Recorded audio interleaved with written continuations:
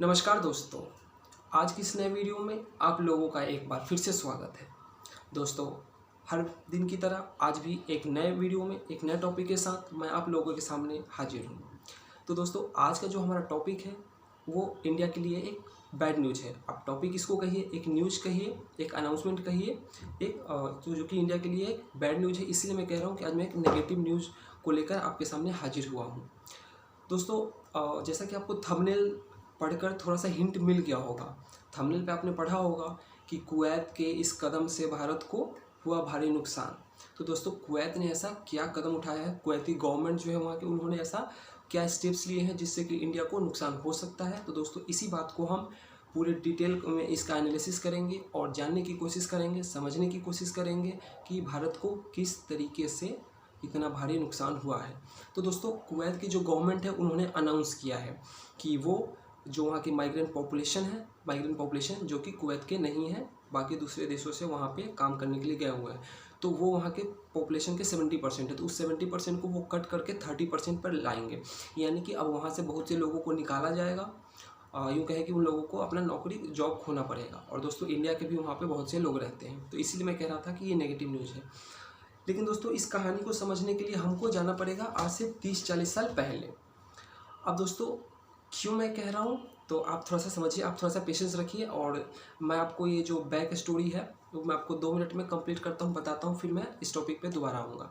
तो दोस्तों, बात जो है वो 1970s 1975 80s के उस वक्त की बात है, आज से करीब 40-45 साल पहले की। दोस्तों, उस वक्त एकाएक क्या था कि जो ऑयल प्राइसेस है, कच्चे तेल का दाम जो है वो ड्रास्टिकली इंक्रीज होने लगा, यानी कि उसका डिमांड बढ़ने लगा।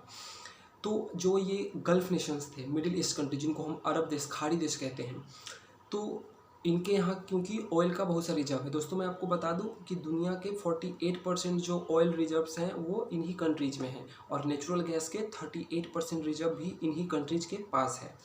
तो दोस्तों, वहाँ पे क्या हुआ कि एकाएक डिमांड बढ़ने लगा, प्राइस बढ़ने लगा, और इन कंट्रीज़ के पास उस वक्त जो इनका इंफ्रास्ट्रक्चर था वो इतना बेहतरीन नहीं था। तो इनको अपना इंफ्रास्ट्रक्चर को डेवलप करना था, वो भी एक शॉर्ट स्पैन ऑफ टाइम, यानी कि कम समय में इंफ्रास्ट्रक्चर डेवलप करना था, ताकि ये ठीक से व्यापार कर सके, तेल का व्यापार को ये ठीक से कर सके। और किसी भी व्यापार के लिए एक अच्छा इंफ्रास्ट्रक्चर होना ज़रूरी है।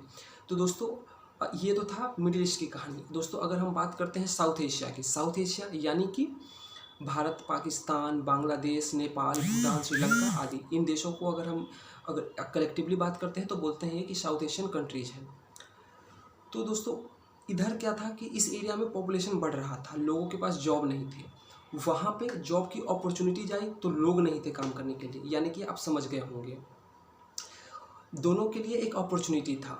इंडिया के लोगों के लिए, इंडिया में क्योंकि पॉपुलेशन बढ़ रहा था और जॉब्स कम थी और जॉब्स लेने वाले, चाहने वाले ज़्यादा थे, तो इनको जॉब की ज़रूरत थी। और वहाँ पे इंफ्रास्ट्रक्चर को डेवलप करना था, लाइक रोड्स बनाने थे, ब्रिजेस बनाने थे, बिल्डिंग्स बनाने थे। तो उसके लिए सस्ते दामों पर और काफ़ी जल्दी लेबर चाहिए था। तो यानी कि उनको पोटेंशियल लेबर जो है वो इन कंट्रीज़ में दिखा, और यहाँ के जो लेबर्स थे, वर्कर्स थे, उनको एक पोटेंशियल डेस्टिनेशन दिखा कि हम वहाँ पर जाकर नौकरी कर सकते हैं, पैसा कमा सकते हैं और हम भी खुश रह सकते हैं। तो दोस्तों, दोनों का डिमांड मीट हुआ, और वह तभी से धीरे धीरे स्टार्ट हो गया माइग्रेशन इन कंट्रीज, इंडिया, पाकिस्तान, बांग्लादेश, इन कंट्रीज से गल्फ़ नेशन में जाने का जो सिलसिला है वो उसी वक्त से चालू हुआ। और 21st सेंचुरी जब स्टार्ट हुआ तो उन कंट्रीज़ का हालत ये था कि वहाँ के जो खुद के पॉपुलेशन है वो 50% से कम थे, और माइग्रेंट पॉपुलेशन बढ़ते बढ़ते 60% के करीब हो गया। और फिलहाल कुवैत का, जैसा कि मैंने आपको बताया कि वहाँ पे अभी 30% कुवैत के लोग हैं, और जो 70% है वो जो है वो माइग्रेंट वर्कर हैं। तो दोस्तों, ये मैंने आपको बताया कि कैसे इतने लोग वहाँ पे इकट्ठा हुए और क्यों इकट्ठा हुए थे। इसलिए मैंने आपको कहा था कि मैं आपको 30-40 साल पहले ले जाऊँगा। तो दोस्तों, ये स्टोरी ख़त्म हो गया। अब हम आते हैं प्रेजेंट सिनारियो पे कि सिनारियो क्या है। तो दोस्तों, सिनारियो ये है कि दोस्तों, एक बात मैं अभी और बताऊँगा कि जो टोटल पॉपुलेशन है कुवैत का वो है 46 लाख। अगर उसका हम 70% निकालते हैं तो वो 32,20,000 के करीब आएगा। एग्जैक्ट शायद ये ना हो, पर इसके आसपास आएगा। तो दोस्तों इसमें से इंडिया की हम अगर बात करें तो इंडिया के 9.5 लाख लोग हैं। इस तरीके से अगर माइग्रेंट वर्कर की बात करें तो सबसे ज़्यादा माइग्रेंट वर्कर इंडिया से है कुवैत में। दूसरे नंबर पे आता है इजिप्ट, जिसके कि करीब 6 से 6.5 लाख वर्कर वहाँ पे काम कर रहे हैं। तीसरे नंबर पे आता है पाकिस्तान, जिसका 1,30,000 के करीब वर्कर वहाँ पे काम कर रहे हैं, प्लस बांग्लादेश, नेपाल, यहाँ से भी करीब लाख में वर्कर हैं वहाँ पे। और दोस्तों इंडिया से जो वहाँ पे वर्कर जाते हैं वो 2 तरीके के होते हैं। फर्स्ट जो होता है वो होते हैं well educated and highly skilled, यानी पढ़े लिखे लोग।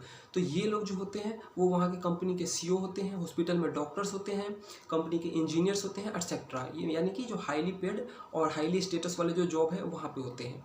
और दूसरा साइड है वो अनस्किल्ड लेबर होते हैं, या आप कह सकते हैं कि जो लो पेड ऑक्यूपेशन या लो स्टेटस वाले जॉब करते हैं, जैसे कि घरों में काम करना, कंस्ट्रक्शन साइट पे काम करना, फैक्ट्रीज में काम करना, तो ऐसे लोग होते हैं। और इंडिया की अगर हम बात करें तो जो हाईली स्किल्ड है उनका जो रेशियो है वो बहुत कम है, यानी कि उनकी संख्या कम है। ज़्यादा जो संख्या है, मेजर प्रोपोर्शन जो है इंडियन माइग्रेंट वर्कर का, वो जो है वो लो स्टेटस लो पेड ऑक्यूपेशन में ही इन्वॉल्व है। अब दोस्तों क्योंकि कुवैत ने ऐसा अनाउंसमेंट किया है कि वो अब 70% टू कट करके 30% करेगा, तो यानी कि बहुत से जो जॉब्स हैं वो लोग खोने वाले हैं। और सिर्फ कुवैत ही नहीं, अरब के जो बाकी नेशंस हैं लाइक यूएई, ओमान, ये सभी देश जो हैं कुवैत के रास्ते पे चलने वाले हैं। क्योंकि दोस्तों कोरोना वायरस की वजह से आर्थिक जो मंदी आने वाला है उसका संकेत मिल चुका है, ये किसी से छुपा नहीं है। और क्योंकि सिर्फ कुवैत ही ऐसा देश नहीं है जिसको कोरोना वायरस की वजह से उसके इकोनॉमिक्स पे, उसके जो इकॉनमी है उस पर असर पड़ा है। दुनिया के लगभग देशों पर, अगर सिर्फ थोड़ा बहुत हम चाइना और इंडिया को छोड़ दें तो दुनिया का कोई ऐसा मुल्क नहीं है जिस पे कि उसके इकॉनमी पे कोई असर ना पड़ा हो। तो दोस्तों अभी कुवैत ने ऐसा अनाउंसमेंट किया है, आने वाले टाइम में जो बाकी अरब नेशन है वो भी कुवैत के रास्ते पे चलने वाले हैं और ऐसे ही अनाउंसमेंट करने वाले हैं। ठीक है, वो 70% टू 30% नहीं करेंगे, वो थोड़ा सा रिलैक्सेशन देंगे, फ्लेक्सिबल होंगे, लेकिन वो भी कुवैत के रास्ता पे चलने वाले हैं, यानी कि उन कंट्रीज से भी जॉब जो है वो जाने वाली है। और दोस्तों ये इंडिया के लिए बैड न्यूज़ क्यों है, तो मैं आपको कुछ डेटा आपसे और शेयर करना चाहता हूँ। और दोस्तों ये जो डेटा है वो मैं आपको बताना चाहता हूँ। अभी मैंने आपको कुवैत का बताया।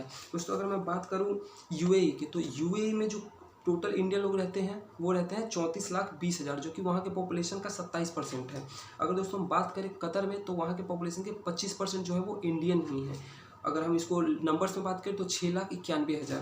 दोस्तों अगर हम सऊदी अरेबिया की बात करें तो वहाँ पे 41 लाख भारतीय रहते हैं, जो कि वहाँ के पॉपुलेशन का करीब 13.5 से 14% है। और दोस्तों ओमान की बात करें तो वहाँ पे 4,48,000 इंडियन वर्कर्स वहाँ पे अभी काम कर रहे हैं, जो कि वहाँ के पॉपुलेशन का जो 20% है। तो दोस्तों अगर इन पॉपुलेशन को हम ऐड करें तो अप्रॉक्सीमेटली 100 लैक्स पीपल, यानी कि करीब 1 करोड़ लोग जो हैं इंडिया के, वो इन अरब कंट्रीज़ में जॉब कर रहे हैं, पैसे कमा रहे हैं। लेकिन अब इन कंट्रीज से क्योंकि जॉब जाने वाली है और ये एक रियलिटी है, सिर्फ ये जस्ट एक अनाउंसमेंट, फॉर्मल अनाउंसमेंट नहीं है, एक रियलिटी है। क्योंकि किसी भी देश की जब इकॉनमी को रिवाइव करना होता है तो बहुत से वो स्टेप लेते हैं, चाहे वो ऐसा स्टेप भी ले कि बहुत सारे लोगों का नौकरी जाए, उनसे कोई फ़र्क नहीं पड़ता। और क्योंकि दोस्तों कुवैत हम इंडियंस का देश नहीं है, वो अपने आप में एक कंट्री है, तो उनका हमेशा से यही रहेगा कि जो हमारे कंट्री के लोग हैं उनको हम जॉब पहले दें, उनके जॉब ना जाए। बाकी माइग्रेंट वर्कर तो उनके कंट्री के नहीं है, वो तो बाहर जा रखे हैं, तो उनके लिए वो इतना क्यों सोचे। अगर उनको जॉब जाती है तो जाती है, उससे कुवैत के